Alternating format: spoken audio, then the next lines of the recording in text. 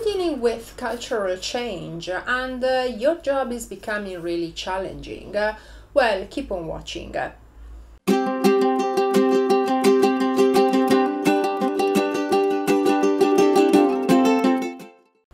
My name is Isabella Brusati and I am the founder of Isabella Brusati Consulting. We specialize in change management with a specific focus on the people aspect of mergers and acquisitions. I am posting a series of videos that are focusing on the concept of culture.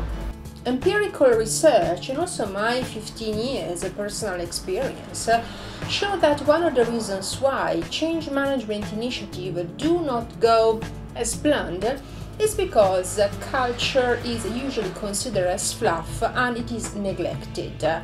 It's a common myth that culture cannot be measured and is something intangible.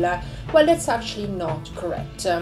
In the previous videos, I've been talking about the importance of organizational culture as a key element for success, so for financial success, and to win basically in this ever-changing market.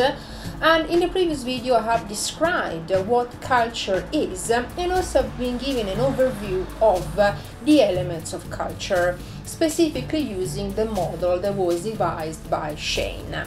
In this video, I will be now talking about the different elements of culture, so that by knowing what we are looking for, it will be much easier to identify these elements and therefore to modify them. So specifically in this video, I'm going to talk about the artifacts. The artifacts are the objective and sociological elements that we can more easily observe. I'm saying more easily, I'm not saying easily observe. We go from things that are visually observable, like for example the logo of an organization. Let's think about a company like Ferrari, and they've got this wild, rampant, forceful horse that signifies the wildness and these free spirits of their cars. Or things like mission statements. Mission statements, if they are devised correctly, can give a lot of elements with regards to the focus of the organizations and to what it wants to achieve. One of the elements that is very objective and can give quite a good glimpse of the company culture is the workspace and the building. For example, there are companies that are based in buildings in the center of a prestigious city, and the building is very traditional. Usually you can see marble. They also may have lifts or elevators specifically for executives, and you can see that the more senior members of staff are separate from the other employees. Sometimes they've got their corner office in separate floors where you cannot even get in without a specific pass, or sometimes basically they have an office which is separate from the rest of the team in the same floor, that maybe and the rest of the team works in open space.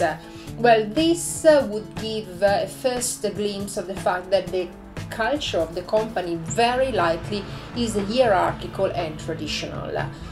Of course, it's just a first glimpse, because we would need to carry out additional assessments in order to verify what kind of culture we are dealing with.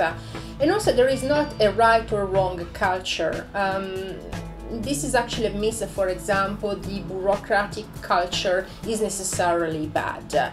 In some cases it does work, in other cases actually it hinders the development of an organization. Other elements that we can assess are things like stories. So the stories that employees tell to each other. Stories are different from myths because stories actually have a true relevance. So for example, things that happened, do you know that boss such and such did this, did that? I mean, I've watched recently a very interesting video of Net-a-Porter, and the CEO actually has left the company, and they've organized this massive party and it was a surprise party for the CEO that was very significant in terms of the story and the culture of the organization. Because from now on, when people will be talking about the CEO, now ex-CEO, that would be a story of the organization. On the other side, myths are different from stories because they don't have a real foundation. So while the story is going through something that really happened, and that is specific of the company, is characterizing the culture of the company, the myth is not. A typical myth is senior positions that require scientific backgrounds are not suitable for women. There is nothing objective about it, but it says a lot about the diversity and the culture in that company. Of course, even here is just one element and it will have to be assessed in much more detail.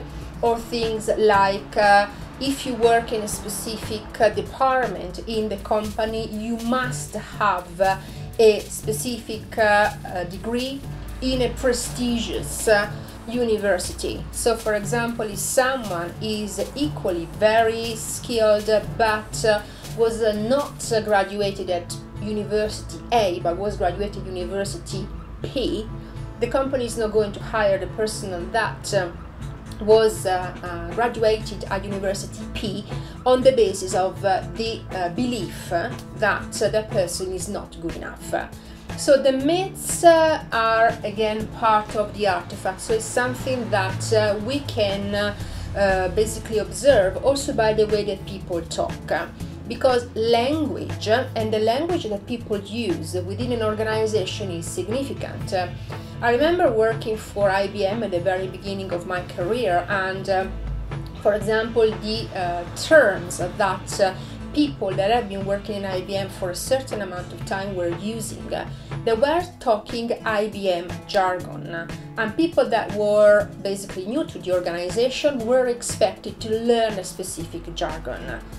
This is not part only of IBM, of course plenty of companies, specific sectors use a specific jargon, and again that's something that we can observe by having conversations with people, so it's still part of the artifacts.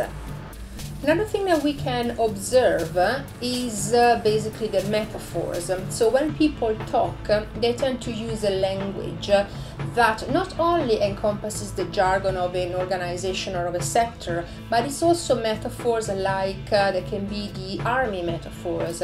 Employees become soldiers, and you can hear things like an attack or a retreat. Of course, in specific circumstances. In some cases, for example, a more like a chess type of metaphor. So, for example, a strategy becomes something like a game plan. Again, this gives some hints about the culture of the company. Another element that we have to take into consideration are the rituals and ceremonies. They are very important. For example, let's take again Apple and the yearly presentations of the new products. So this is a typical aspect of that organization. In other organization, for example, there could be a yearly meeting where the CEO is gathering most of the workforce and is, for example, praising some employees for the results that have occurred within that organization. So, as I said, the artifacts are only the tip of the iceberg, is only 10%. We also have to assess what's behind it. That's actually what makes cultures very challenging, but at the same time extremely interesting. So, the first step when you are assessing culture and you want to change it is to assess the artifacts. But then you will have to go basically in more depth. People may be worried and say, well, you know, culture cannot be measured. Well, actually, that's far from the truth. In fact, if you click on the link in the description box, I have prepared a very simple document in which I am outlining the most common and efficient methods that you can implement in your organization in order to measure culture. one of the problems that people have when implementing a change, cultural change, is that executives or people in some part of the organization are not very receptive, and that's because they say culture is fluff, it cannot be measured.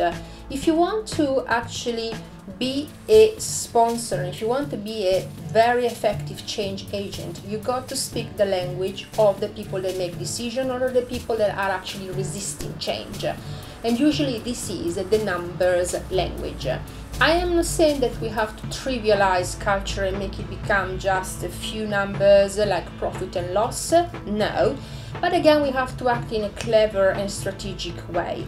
So let's speak the language of the executives, let's speak the language of the decision makers, and most of all, let's measure culture, because by doing that we can actually be much more effective when selling the change management initiative, and at the end of the day the possibility that it is going to be more effective is significantly higher. Thank you so much for watching, and I'll see you in the next video where we'll be talking about the second element of culture in the sharing model.